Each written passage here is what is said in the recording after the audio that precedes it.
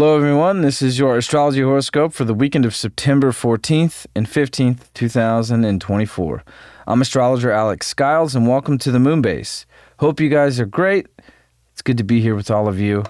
What a wonderful weekend we have this. Finally, we've been going through so many, I'm just going to say insane, mutable squares with all these mutable planets, with Neptune and its ruler at the last degree, well, now 28 degrees. It's been wild. Mercury's finally moving forward out of shadow. It's going to hit 9-10 degrees this weekend. So we're moving, and our minds are sharpening and coming back online. And, we felt that this week come through. But I think this weekend there is a lot of amazing energy that we haven't had in a long time. And this is great because we're about to head into this lunar eclipse, full moon in Pisces. And then, of course, the next set of eclipse, the last set of Aries Libra eclipses we're going to have. So this weekend is going to be very prosperous and a lot of positive energy and a lot of positive momentum and a lot of positive reconnecting.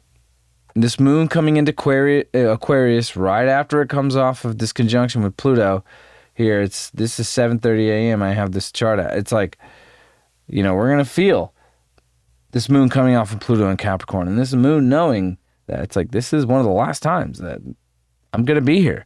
For the people who exist on this earth right now, it's the last time, one of the last times we're going to feel this moon coming into contact with Pluto before it fully goes back into Aquarius come November and December. It's like, we're being able to really look across the world and look across our reality in our individual lives and in the collective and see that there's been a massive transformation.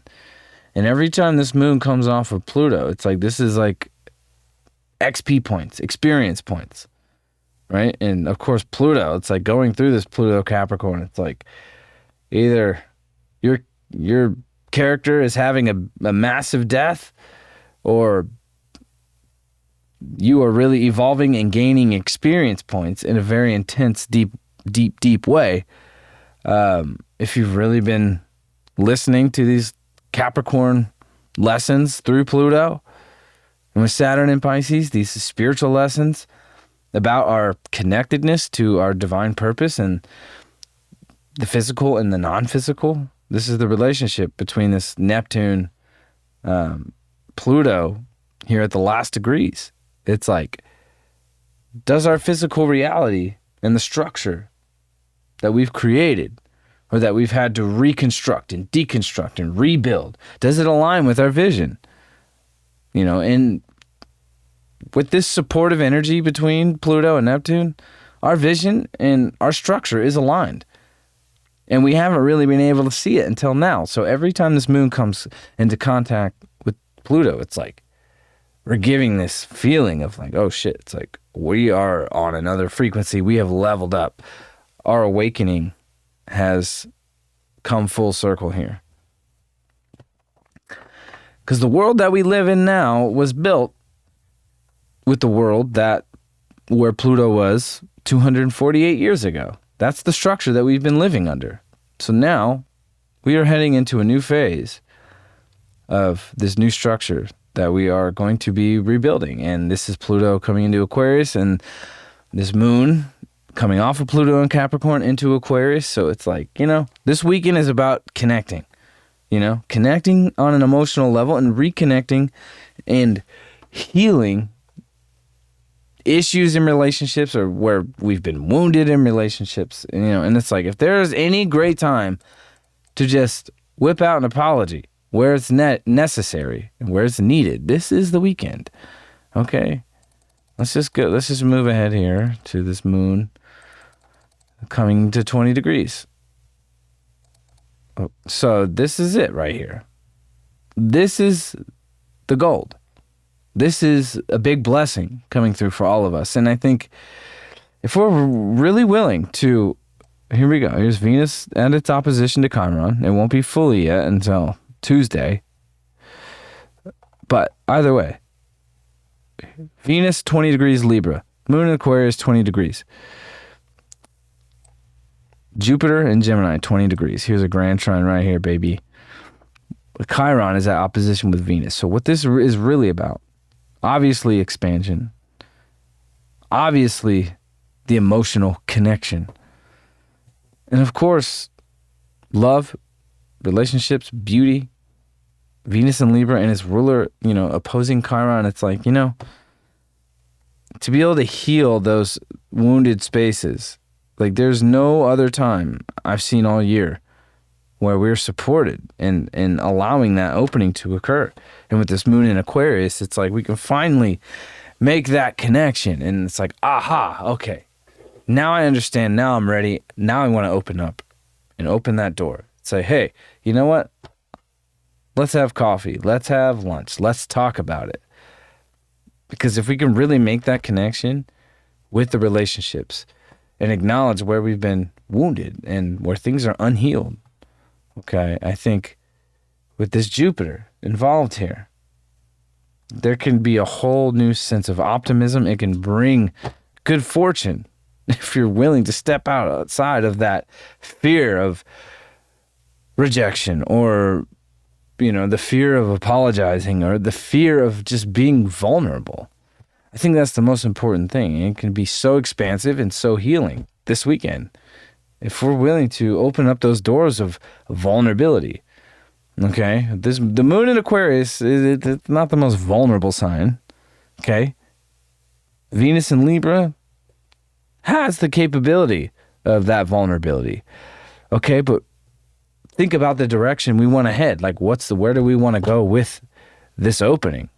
Or where do we want to go with this reconnection? Or this attention to wanting to heal this relationship, so we can be stronger individuals in a unification, right? And that's what the South Node's been teaching us. It's like, if we can't be individuals and move along our destiny and our purpose in life as an individual without being caught up in that South Node baggage of codependency and holding on. It's like, well, I can't live without you. I'm not me without you. You complete me. It's like bullshit. It's like this nodal cycle and these eclipses have been teaching us otherwise. If you've been allowing it, right? And every 18, 19 years, when the North Node comes back here, these are the karmic lessons. Okay, Saturn and Neptune will be in Aries. So, and we're going to feel this next year at 0 degrees. So these eclipses are setting us on a karmic path to get to that place. Because then we have to deal with Saturn. And then Saturn is going to cross those degrees, right? With Neptune, which it's a massive conjunction, right? And that's a very big transition. And that's what 2025, 2026 is truly all about, is the fucking outer planets, Uranus, Neptune, Pluto, all changing signs, all at the same time. This year, 2024, is a culmination point. The final degree of Capricorn is a culmination, not only of 248 years of the structure that we've lived under, and obviously the slow degradation of that system and of that structure, and now where it's led to now, obviously, it may not look like a revolution with guns and people showing up and fucking trying to take land and, this land's my land, blah, blah, blah. It's like, no, there is a revolution that's happening. There's a conscious revolution that's happening. There's an awakening that is occurring, and it's so obvious and it's so visible. And to see that at the last degree with Pluto at the last degree of Capricorn, it's like, no shit, no doubt. We're moving into a whole new phase with the outer planets shifting signs next year. But this weekend is that weekend where it's like, you know what? The universe and the planets and our neighbors are supporting this opening where we can finally let our guard down and be vulnerable and say, you know what? I made a mistake. This relationship really matters to me.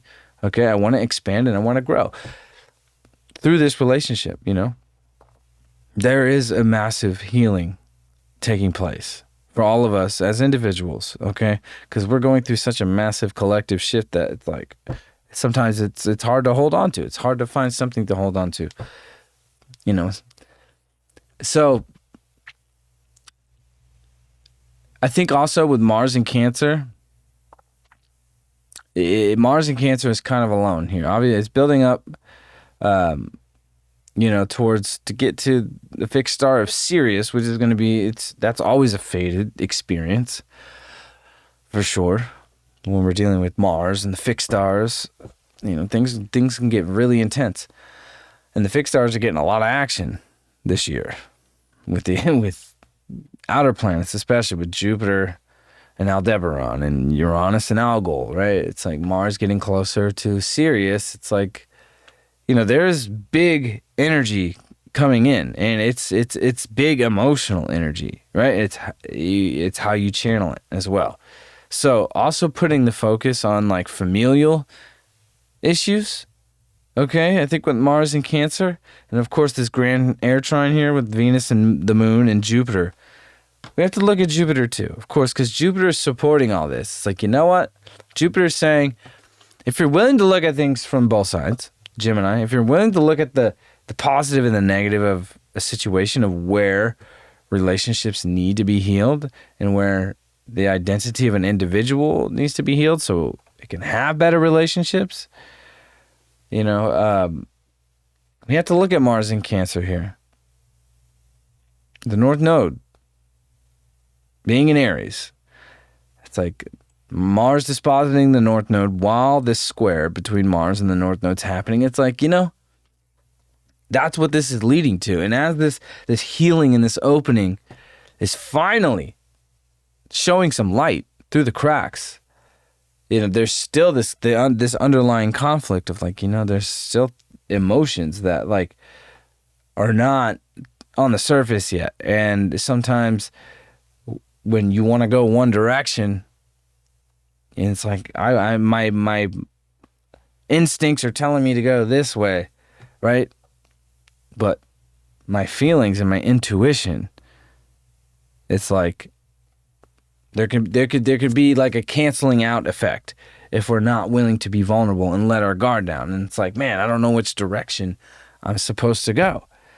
And this Mars squaring the North Node, of course, bringing up familial issues, and it's more of a conflict of like, okay, what's going on in the familial unit? Okay, what's going on with that more feminine, motherly energy, and where does that conflict with my personal identity, in the direction that I'm headed, with these cardinal signs and the North Node and the cardinal sign. It's like Mars dispositing the North Node with this square. This North Node is really telling Mars, it's like, you know what, like, you can't just let the feelings and the emotions dictate your direction and your path. It's like you have to let your guard down. You have to be vulnerable. And I get a feeling, too, that some people this weekend, with these new openings within relationships, I don't think it's just about love. I don't think it's just about, your boyfriend or your girlfriend, right? With this Venus and Libra. It's like, obviously Mars in Cancer making this square, bringing up family issues and where we kind of get torn, and it's like, where the disagreements occur. Okay, obviously this is a T-square with the South Node, but, Mars is dispositing the North Node, so it's more relevant here, but Venus is dispositing the South Node, so it's like family relationships, okay, your individual identity, okay, and with Jupiter out here supporting everybody this weekend, it's off that square to the sun. So we've gone through that this past week. So issues with the siblings. If you have siblings, this is a great weekend where it's like, or people in your life who's like, oh, they're your friend, but no, that's my brother, right? For life, and that's not always easy either, and it's like you have friendships that are so connected where it's almost like family. You're bonded by blood in a way, not necessarily from the same womb, but things like that can come up. And, especially when people really get stubborn and stuck in relationships, even when we know we should say something, or we know we should, we'll still hold on to it. It's like, are you going to be that Mars in Cancer squaring the North Node and just hold on to these feelings and hold on to these emotions and, not say how you feel? It's like, this is who I am. This is how I feel.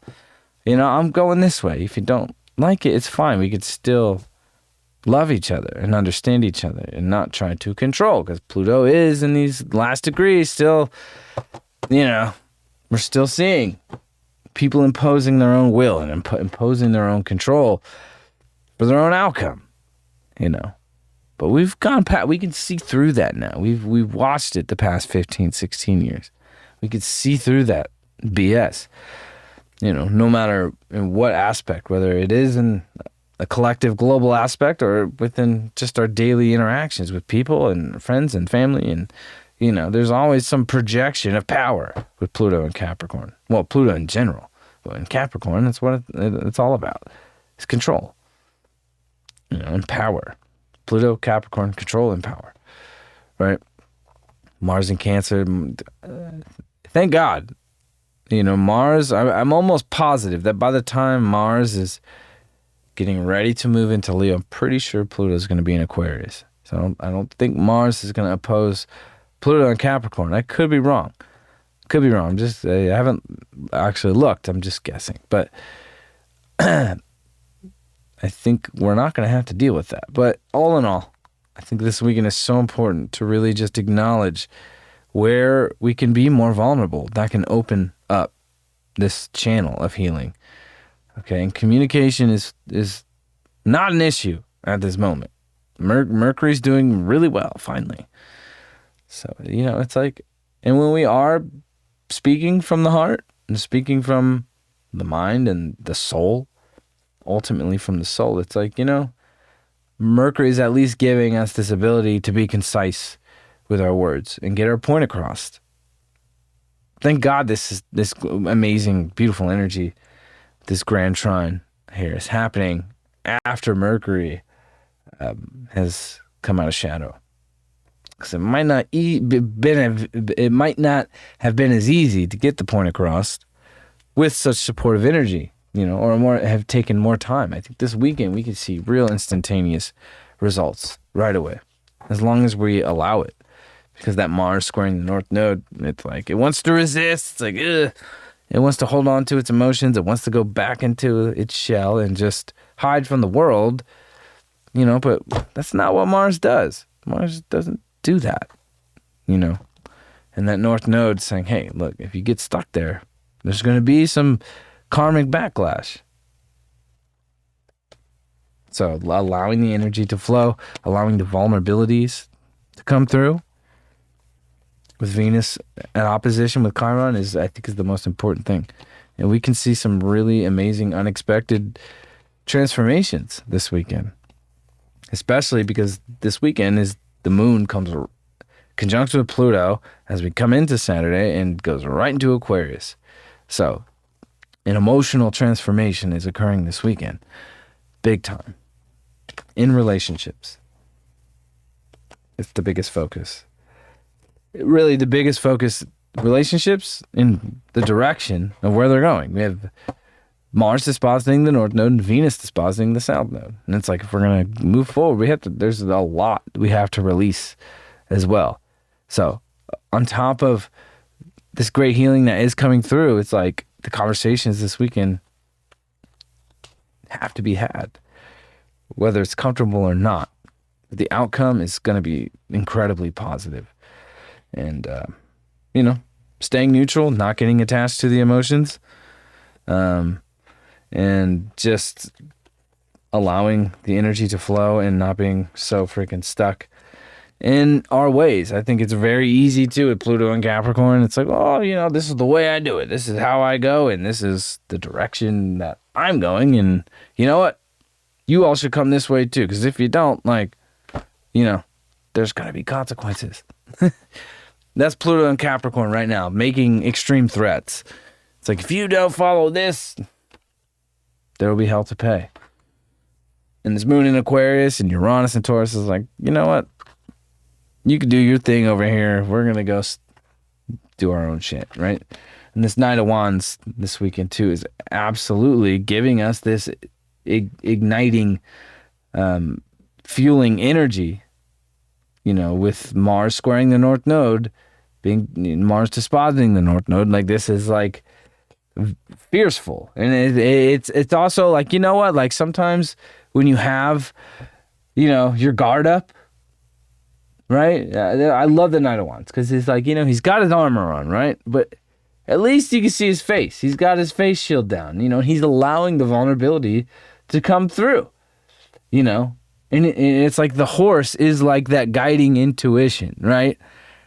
And I don't know much about horseback riding, but what I do know from people who ride horses, and I know people who ride horses, it's like, there's the language you have with the horse is it's unspoken. It's an intuitive kind of thing, and it's like the feeling and the emotional connection between you and the animal is the driving force. So it's like allowing that intuition to guide you, and taking off the mask, taking off the armor, and removing anything that is creating a block or adding extra weight. Because sometimes if you want to protect yourself and have that armor on, it's like, well, you got to accept that, well, I got to carry this extra weight, So allowing that to dissolve and fall away, in a healthy way. Of course, we always have to be ready for anything.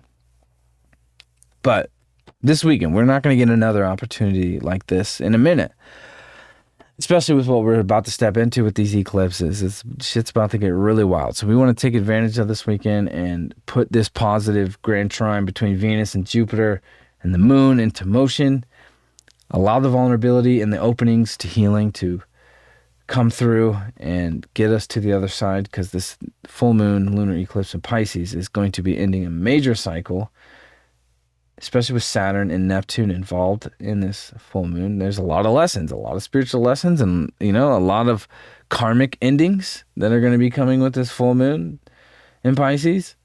And it's not as extreme as we want to think of it in a physical sense, but on a subconscious level, I think is where this full moon is really going to be illuminating a lot of subconscious reflections, mystical experiences. I think this full moon is definitely going to be amplifying our psychic energy at a very high level.